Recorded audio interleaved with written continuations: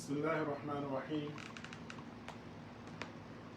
الحمد لله رب العالمين وبه نستعين على أمور الدنيا والدين وصلى الله وسلم على سيدنا محمد خاتم النبيين وآله وصحبه أجمعين ولا حول ولا قوة إلا بالله العلي العظيم. السلام عليكم ورحمة الله وبركاته. I'm your brother Khadar Amin, and we were invited by dear brothers at the 5-2 initiative. For those who don't know, that is Surah 5, Ayah 2, وَتَعَاوَنُوا عَلَى الْبِرِّ وَالتَّقْوَى.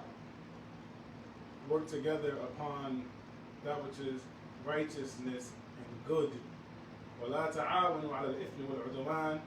And don't work together, don't come together for that which is sin and transgression. The talk that we were asked to give is about Iblis being the father or the originator, the first one to commit the sin of supremacy or seeking supremacy. And of course, in light of what is happening today in the world, specifically here in the United States of America, this is a very well thought out, chosen topic. We don't intend for our talk to be long. We wish to mention a few points so that it doesn't drag on for anyone. Of course, there's been many talks happening these last few weeks, and we know and we ask Allah to help us to add whatever we can add in our humble ability. But those who are much better than us and more senior than us have already said their 2 cents. So we just wish to do as much justice to this topic as we can when we ask Allah subhanahu wa ta'ala for his success. The first thing we wanted to identify was the word supremacy. Not just the definition of it, but how is it utilized? Supremacy is utilized normally as one group of people trying to have authority, power over another group, whether it be political or military power over that other group. As well, we have to identify that supremacy is a belief system, it's an aqeedah. Reality, it's an aqeedah. And the first one to hold this aqeedah was Iblis, Shaitan. And as many people who have gathered under the banner of this supremacy aqeedah or i'tiqad or belief system, they are following the i'tiqad of Shaitan. It's the reality. They are following the i'tiqad of Shaitan. As Allah subhanahu wa ta'ala, he mentions in the Quran that in the first story that was mentioned to us was the story of our father Adam and his creation. Just to highlight how this first sin took place, and some people are incorrectly, they say that the first sin was Adam eating from the tree in Jannah. No, this was not the first sin. The first sin was committed by Shaitan. And it was a sin that caused him to never want to make tawbah from it. They passed it down from generation to generation, from his progeny on and on. They passed on this stinky i'tiqad of supremacy, and they acted in accordance to it. So to highlight the main theme of our talk is that a shaitan was described as istakbara wa aba. Istakbara, istikbar, is to deem yourself to be more than what you really are. So when Allah Ta'ala, he told the angels to prostrate, and Iblis happened to be from amongst it, but he was not an angel, which is the most correct opinion.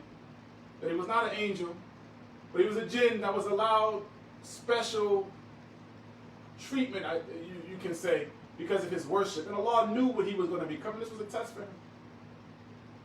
When he was told to submit to Adam, after hearing about Adam, after watching Adam, and then finally when Adam was in front of him and he was commanded by Allah to prostrate to Adam as a sign of respect, not out of worship to Adam, but it's following the commandment of Allah subhanahu wa ta'ala.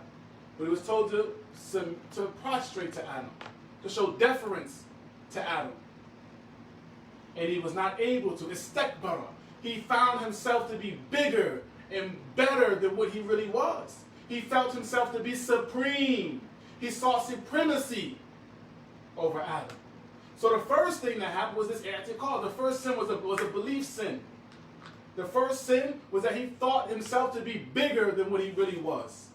That's what he felt about himself. Wa'aba. Now, he refused to give the haqq, the right, to the one who deserved the right by the decree of Allah. Allah is the one who gives and takes rights. So Allah subhanahu wa ta'ala is the one who says, this has a right over this. He has a right over him. She has a right over her. And vice versa. Allah subhanahu wa ta'ala gave this right to Adam to be prostrated to. Wa'aba, and shaitan, Iblis, he refused to obey and to give Adam his haqq. So we look at it here, that supremacy is built upon these two foundations. Istakbara,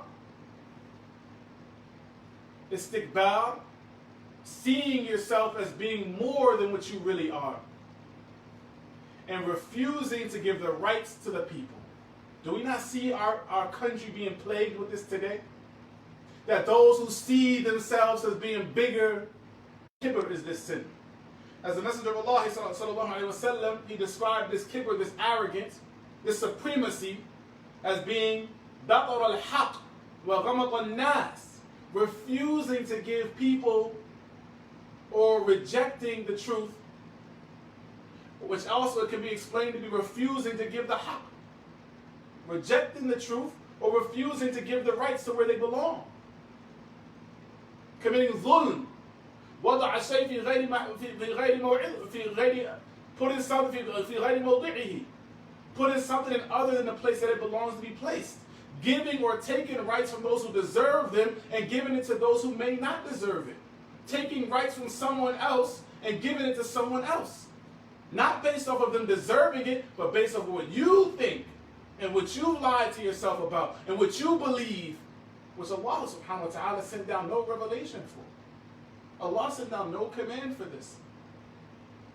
So to refuse to give people their rights. And the ulama discussed it to say that rejecting the truth or refusing to submit to the truth are different. So the one who has kibr is the one who refuses to submit to what they know is true. Not the one who rejects it out of doubt or not knowing it to be true, but the one who knowingly rejects it. This is where supremacy becomes a system. It becomes a system. That you knowingly know that you're not giving people their rights and you don't care. Not out of a doubt or something. You know you're not treating the people correctly. You know you're not giving the people their rights. You know you are doing wrong to people and committing dhulm and oppression to people. But you do not care. This is the kibr. And that you look down on the people as if I don't owe you anything. Rather, you're my enemy. When Allah told us about shaitan is an enemy, I do what? So take him as an enemy. So we need to learn what our enemy is about. One of the first things that shaitan did, it is a psychological escape, I want to say. It's a way out psychologically from doing what you know to be correct. Mind you, shaitan knew the commands of Allah subhanahu wa ta'ala. He was a worshiper of Allah subhanahu wa ta'ala. He served Allah subhanahu wa ta'ala. He knew the command of Allah. So how does a person go, people ask, how does a person go from knowing and supposedly having a strong moral compass, from doing what they know to be improper or incorrect or oppressive? How do they do this? So the question goes, let's look at it now. We're switching slowly from what happened with shaitan to what's happening currently here in our country, and as well as what has happened to a select group of people, those who we call the African or the Pan-Africans, or Africans in the diaspora, or Africans who were born in America and were stolen from their homelands, whether they might have came to America previously or may not, people of African descent, how they were oppressed, treated as if they were not humans. So the question comes, how can a person who supposedly has a good moral compass and has a clean heart or is a nice person, how do they go then and kill human beings indiscriminately? How do they go then and light people on fire? How do they then go and destroy businesses only because of a skin complexion? How do they then go and hang people from trees? How do they then go and lynch people and burn them and cut off their body parts and wear their body parts as souvenirs and necklaces? How does a person become this low and then go eat dinner at the table with their family? There has to be something wrong with it. That you can then go and play with your child, and then perhaps even take your child to go see these inhumane actions take place, and then smile later on and act as if nothing is wrong, and sleep well at night.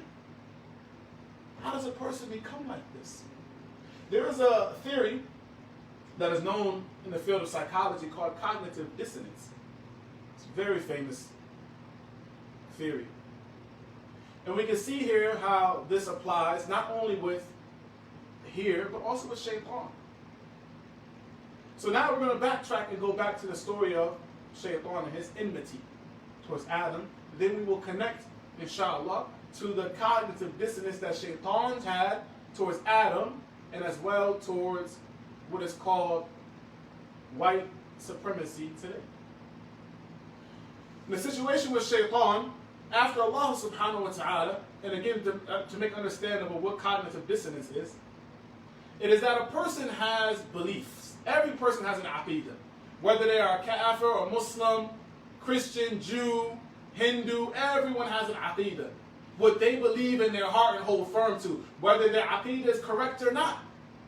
They have their belief system, what their heart is tied to, and their actions stem from. That's the aqidah. That which your heart is firmly tied to and which motivates your actions to take place. So one set of aqidah, we have this cognitive dissonance. That a person has this aqidah that you should not kill. They have an aqidah that you should not steal. You should treat people nice. I was raised to treat people nice and justly. A person will say this. But how does that same person who may wear a badge or may not wear a badge, who has sworn to uphold law and justice or may not have sworn to uphold law and justice, how do they then go and kneel on a man's neck and kill him in broad daylight? How does this happen? It occurs when a person has a belief that they're doing the right thing, but then they also hold a belief that the one that I'm harming is beneath me. The one that I'm oppressing may not really be a human. Or the one that I'm oppressing, I need to subdue them. We're going to go into it, inshallah. So cognitive dissonance is when a person holds more than one holds beliefs, but then they do things that are contrary to what they believe. So now, for that person to be able to sleep well at night, they have to give themselves a reason why they did that evil action that goes against what they say that they believe. So let's say a person says that, I don't want to eat red meat anymore. And I believe that red meat is harmful. Then they go out and they're at a party and they eat a bunch of red meat. So cognitive dissonance, because now they feel bad. They're starting to feel some type of anxiety. Why did I eat red meat? And I think that eating red meat is wrong. Then they tell themselves, well, I was at a party. And I didn't want to hurt my friend's feelings. So this is their justification to make themselves feel at ease for the wrong that they're doing. So going back to the situation with Shaitan, how does this play into our talk? That when Shaitan heard about Allah subhanahu wa ta'ala going to create this new creature, Allah told him, I'm going to create a bashar out of teen. Shaitan, like everyone else in Jannah, was curious to see what was this new creature about. What is all the fuss about this new creature? So when Allah subhanahu wa ta'ala, as it goes in the hadith, that when Allah subhanahu wa ta'ala, the Messenger of Allah sallallahu alayhi wa sallam, لما صور الله آدم في الجنة تركه ما شاء الله أن يتركه. That Allah subhanahu wa ta'ala, when He created Adam, when He fashioned Adam in the beginning, He didn't blow into Adam the nafakh right away.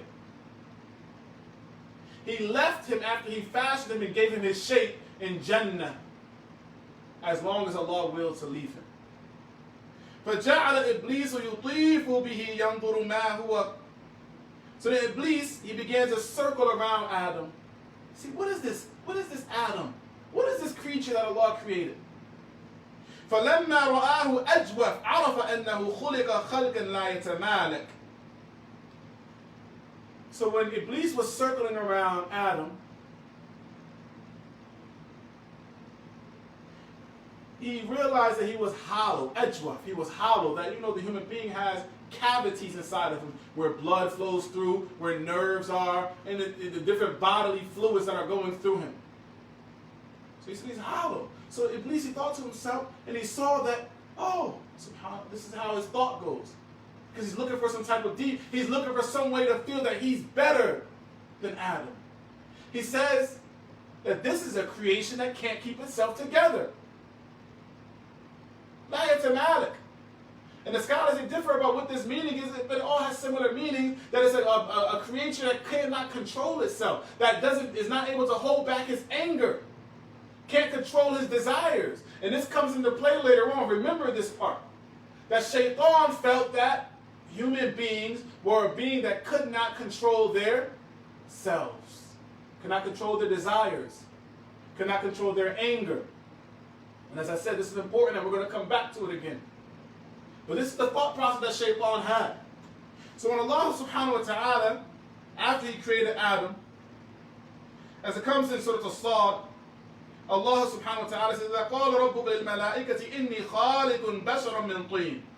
Allah says that, with قَالَ رَبُّكَ لِلْمَلَائِكَةِ, Allah said to the angels that I'm going to create a human being out of clean, out of mud mixed with clay, wet clay. فَإِذَا صَوَّيْتُهُ وَنَفَخْتُ فِيهِ مِنْ رُوحِي فَقَعُوا لَهُ سَاجِدِينَ. Then Allah says, so when I fashion him fully, and I blow into him from the spirit that I give to him, فَقَعُوا لَهُ سَاجِدِينَ. Then fall down to him in prostration. That's a command from Allah. After I complete him and I blow into him, then you're going to have to prostrate to him. فَسَجَدَ الْمَلَائِكَةُ كُلُّهُمْ أَجْمَعُونَ. So all of the angels, they prostrated to Adam. إِلَّا إِبْلِيسَ اسْتَكْبَرَ وَكَانَ مِنَ الْكَافِرِينَ. Except for Iblis. And another ayah said, وَكَانَ مِنَ الْجِنِّ. He was from the jinn, he wasn't an angel. إِلَّا إِبْلِيسَ اسْتَكْبَرَ وَكَانَ مِنَ الْكَافِرِينَ. Except for Iblis, he thought himself to be too big. He thought that he had rights that he did not have. Istakbara. And he was from amongst the ones who rejected. He was from amongst the ungrateful ones. So Allah asked him, قَالَ يَا إِبْلِيسُ مَا مَنَعَكَ أَن تَسْجُدَ لِمَا خَلَقْتُ بِيَدَيَّ. So what? Allah asked him, Ya Iblis, what caused you, what prevented you from prostrating to that which I created with my own two hands? Allah is saying, showing you the virtue of Bani Adam.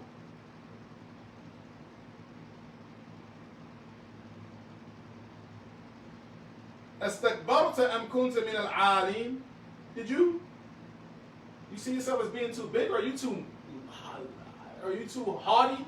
Or do you see yourself as being more than what you really are? Or are you that elevated?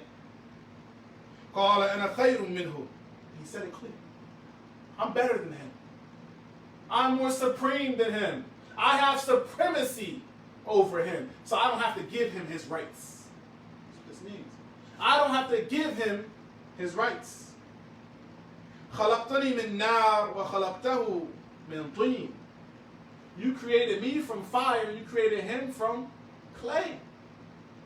So we already see here that now he's given his reason why he did not submit to the command of Allah, which he knew he was supposed to submit to. So you have to he needed a justification for what he's going to do now, that he's rebelling against the command of Allah.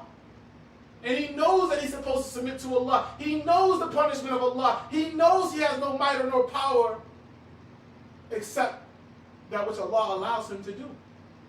So what makes someone who knows this reject like this? He felt that he was better. He justified it in his mind. That I'm better. I watched his creation. I know that he can't control it. I think that I can conquer him. And as he says, he asked Allah for respite because now he wants to go to war. He wants to now show his supremacy. He wants to now show his authority as he thought, which was incorrect. The first thing we have to know about supremacy, or another thing we have to know about supremacy, is that normally the one who tries to act supreme over another, and they feel they have to boast in this manner, that this is really an inferiority complex. That I feel inferior to you, whether it's true or not. Because we're not saying any race or complexion is inferior to another at this moment in time. But this is built upon someone else thinking this, whether it's true or not. Because Shaitan, when he mentioned the reason why he felt he was better, he mentioned something that Ibn Taymiyyah, rahimahullah ta'ala, he mentioned a qiyas that was fasid. A qiyas that didn't, he made an analogy that didn't even matter. I didn't submit to him because you created him from clay and I'm created from fire. Ibn Taymiyyah, he goes on a list, at least 5 different points why clay can be better than fire. To show that Iblis' analogy was incorrect. Just as other people who claim supremacy, they have these incorrect and false ideologies that they try to stand behind. So Iblis, he made a analogy between what they were created from and not what they were created for. Because Allah subhanahu wa ta'ala did not honor Adam over Iblis and everything else because of being created from clay or Iblis being created from fire. He was honored because of knowledge. He was honored because what he was sent to the earth to do. So Iblis attacked it from the wrong way in the first time. Similarly to what I said, I wanted to go back to this cognitive dissonance because it's very important to understand in supremacy. That you have people, now coming back to our current situation. We established that Iblis was the first one to commit this belief. And he was the first one to act on it as well. The belief led to him acting on it by not giving Adam his rights. So that now we have a situation where people are brought and stolen from their homeland. The women are raped. Men are torn apart. Children are separated from their parents, never to see them again. Worked until they died in the fields, burning sun, limbs chopped off. How does a person do this? People began, politicians, scientists, doctors, began to try to find a way to make the people believe that the people they were treating like this, the human beings, the human souls that Allah subhanahu wa ta'ala created, that they were not a full human being. They were only 3/5 of a human being. That in reality they are not a complete human. And some scientists were trying to bring facts and correlate their theories, not facts, correlate their theories and say that, no, this is the child of an ape. That the skull shape of this Negro, black individual, shows that his enlarged skull shows that he's actually a descendant of an ape. Or that his enlarged skull is because of a hollow brain, there's nothing but air inside. He's not really a human. Even so much so that recently there were studies, a survey shown, taken by medical students by the National Science Association, to say that African Americans or African descendant people, they are able to tolerate pain more than others. So that what you do to them of harm doesn't affect them so much. Doesn't affect them so much. Do you see the mind games that the people are trying to play to allow people to believe that the harm and the oppression and the genocide that they are committing It's not that bad. You can sleep at night. It's not that bad. They're not a full human being. Even to the extent that we know that up until the Dred Scott case, that they were not considered a person who was not, the person who was of Negro descent or of African descent was not even to be able to be a full citizen in this country. They were not granted citizenship in a country that they built with their back, sweat, and blood. Even until recently, so now a person says, okay, why do they still hold supremacy issues? When they understand, it is known factually that of course they are human beings, it's known factually that they don't descend from apes, then why do they still have the ability to try and be supreme over everyone else? We go back to the first statement, the first thing that that Iblis noticed about Adam. When he said, well, this is a creation that can't control itself. So for Iblis, he thought that now this is a reason for me to commit atrocities to him, to wage war against him, to not give him his rights, because he can't control himself. Is this not what the supremists, or those who hold the supremacy ideology, say about the African people, the people of African descent, the Pan-Africans? That, oh, look at them.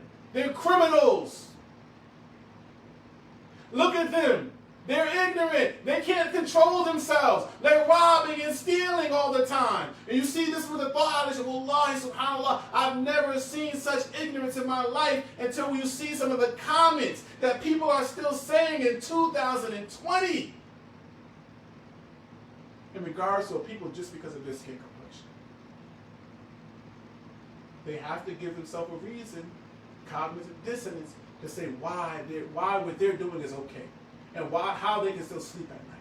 They're criminals. So make every African person, a person of African descent, look like a criminal. Incriminate them for the same crime that a white person, a person of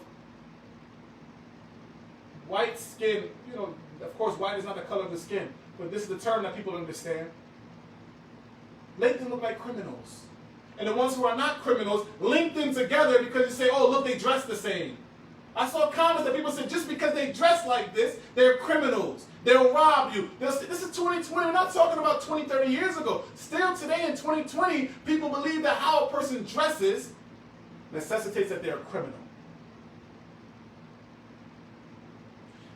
Incriminate them, the same crime that a person of white skin commits. Give this one more time. They can't control themselves in those ghettos of theirs. Right? That's what they're saying. So we have to control them and police them.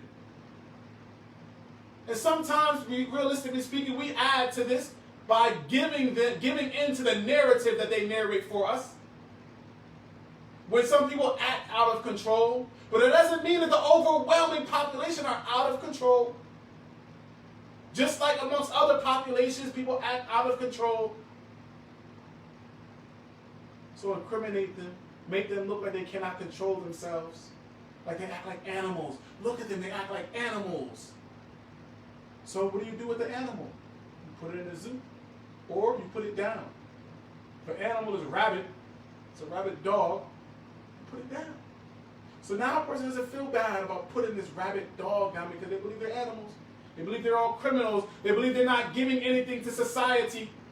When you turn on the TV, how often do you see a black person of African descent in a positive role? Yeah, you see some more now. The music that they hear and they listen to and that they push and that they support and they finance shows them as just people who want to commit illegal intercourse all the time, people who want to rob, steal, and use and sell drugs. So if you buy into the narrative that the media shows, you would think that the average Pan-African is a fool, is an animal, can't control themselves. And this is what's shown to the overwhelming majority of the people of this country and abroad. To leave people to feel that they're supreme, whoa, that's all they're good at, is dancing and maybe playing basketball, football. They're only good at demeaning their women, shooting and killing each other, because that's what's shown to them always. Not because it's true, Because there's so much positivity in these neighborhoods. But if you look for evil, you'll find evil. If you look for that narrative, of course you'll find it. So that you can feel supreme. So that you now can go to sleep well at night. When you see a black man gunned down the street, say, oh, he probably was a criminal. Before you even ask the question, was he, or investigate, he probably was a criminal. They're all criminals. You don't feel bad when you go to sleep at night. When the police officer goes home at night and says, I had a killing, I had a shooting today. They don't say I killed anyone. There was an officer involved shooting today. But what happened? Oh, some black guy. Oh, it's okay, baby, don't worry. How did you kill someone? You killed a human being. No one gave you the right to do that. You took the right that Allah gave that human being to live from them.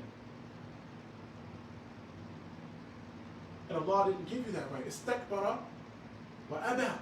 Became big and thought that you had the ability to do what you did not have the ability to do. Thought you had rights that you did not have. That you could take life when you felt like you could take life. Because you feel that you're better than this one. So, to end, I didn't want to drag this on. I believe that I did a little bit. I wanted to mention two things, two keys that are necessary for us to do within ourselves. To start with ourselves. To combat any cultural supremacy. Whether it's white supremacy, black supremacy, brown supremacy, yellow supremacy, all of it doesn't matter in the eyes of Allah subhanahu wa ta'ala. Allah, the Prophet says, "At-taqwa ha-huna, wa yashiru ala qalbi thalath marrat." The Prophet said, "At-taqwa ha-huna," the taqwa is in the heart. The real thing that makes a person better than another person being taqwa is something that can't be seen except by Allah, and whatever actions the person puts forward, only Allah knows if that's sincere or not. So the real thing that can be seen and is known and judged and weighed by Allah is that which just comes from the heart. And that doesn't have a color. You can't see it. So what I want to mention, bi'idhnillahi ta'ala, as two small points that we can start, because sometimes we go too far, but two small points that we have to put out there, inshallah, for how we can combat this supremacy complex, or this aqeedah, this i'tiqad of supremacy. How do we combat it? The first thing that we have to realize is who were the ones that Iblis realized would be safe from his plots and from his attacks with his supremacy. He mentioned illa ibadaka minhum al-mukhlisin, except those slaves of yours who are sincere. So the first thing we have to do first is make dua to Allah, turn to Allah sincerely. Sincerely turn to Allah and ask Allah for help. Make our da'wah, make our call, make our work to please Allah, number one, because then Allah will give us success. Don't make it for any other reason. Firstly, except to seek the pleasure of Allah and to give Allah His rights and to give the rights to whoever Allah subhanahu wa ta'ala says deserves those rights. So to be sincere. We don't have to make our call to anything except to be sincere. And to work together based on that sincerity. وَتَعَاوَنُوا عَلَى الْبِرِّ وَالتَّقْوَى. Work together anywhere that there's righteousness. Of course, without a shadow of a doubt, if there's something that we disbelieve in Islam and we do not support, we should be vocal about it and say that we don't support that. But aside from those things that we do not support, we should work together with the people, whether they're Muslim or not Muslim. Whether they're Muslim or not Muslim. We should work together with those people. Whether there's someone that we deem to be righteous or unrighteous. As it comes in the hadith, إِنَّ اللَّهَ لَيَنْصُرُ هَذِهِ الدِّينِ بِرَجُلٍ فَاجِرٍ. Allah, the Prophet says, Allah will aid this deen by an evil, a wicked person. Allah will surely aid this deen even by the help of a wicked person. So yes, we don't call at all to working on principles that go against Islam. We're not going to support someone in their evil. But when those people want to work together with us upon the good that we believe and know to be good in Islam, then we work with anyone. That's the reality. That's the reality. If they want to work by the principles that we believe in Islam, then we'll work with them. We'll work with them when we have to work with them. But we have to be sincere, number one.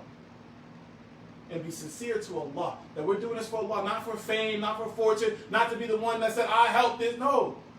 Sincere to Allah. That's everything we do. Has to start with sincerity to Allah. Lastly, number two. And again, I want to make it clear what I'm saying. So no one later tries to chop and spice. What I'm saying is that we can work with anyone as long as they're in our framework of our principles that we stand on. We stand on our principles for sure. And we're not bending or oiling our principles down for anyone. When they want to call to their evil, we separate from them in that. But when we're working together on an issue that is a human right issue, that includes all humans of that certain, then we work together with them. We work together on that issue. Because human life is sacred in Islam. Whether it's black lives, whether it's green lives, blue, human life is sacred in Islam. Human life matters in Islam. So yes, black lives matter. And we say this. Why? Not to say that any other life doesn't matter, but when we say it because right now, the black life is under attack. So we support that. We support that call wherever there's righteousness involved in it. And if there's some unrighteous behavior, then we do not support it, and we say that it's evil. But we support the fact that we believe in Islam that black lives do matter. They are sacred in Islam. Except when Allah subhanahu wa ta'ala gives a right for them to be taken. So the first thing is to be sincere to Allah and to be able to work together for that which benefits. The second thing, which is very important, is Allah Ta'ala says, وَلَقَدْ كَرَمْنَا بَنِي آدَمَ. Allah says, we indeed honor Bani Adam. فَضَلْنَاهُمْ عَلَى كَثِيرٍ مِمَّنْ خَلَقْنَا تَفْضِيلًا or تَفْضِيلًا. Then Allah Subhanahu wa Ta'ala says that we indeed gave them virtue and preferred them over many of those whom we created. And some of the scholars that say that those who are excluded from that is a small group amongst the angels, the big angels. Some of them say that no, it's over everyone. Either way, Bani Adam was given this precedence over the rest of the creation, not just because they were Bani Adam, how they looked. Some of the scholars say because they walked on 2 feet. Some say because they eat with their hands and not with their face, and different things. But the real reality, when it comes back to Bani Adam, was honored because of knowledge. وَعَلَّمَ آدَمَ الْأَسْمَاءَ كُلَّهَا. Allah says that He taught Adam the names of everything. He didn't teach this to Iblis, Shaitan, and He didn't teach this to the angels. So the real reason that Allah honored us over everyone else, over all of the other creations, by this knowledge. And for us to be able to move forward in any way possible, we have to begin with knowledge. The ignorant cannot lead. The ignorant cannot lead. And we don't combat ignorance with ignorance. Supremacy theories and beliefs are based upon ignorance. So it's not for us to go and fight ignorance with ignorance and act foolishly. We have to move diligently, prudently, smart, with intellect. We have to move with knowledge. That is the only way. It is imperative that we seek knowledge and that which will benefit us in this dunya and the akhirah. That we learn and we push the knowledge that is needed for everyone to be able to increase and for there to be found safety and peace in the world. Because that's what Islam is for. To bring peace and safety and security to the world as much as possible. So I wanted to end again with those two things: sincerity, the ability to work together, and number 2 being that we must do it with knowledge. Not with emotions, but with knowledge. That is what I have to present. هذا وصلى الله عليه وسلم سبحانك اللهم وبحمدك أشهد أن لا إله إلا أنت أستغفرك وأتوب إليك والسلام عليكم ورحمة الله وبركاته.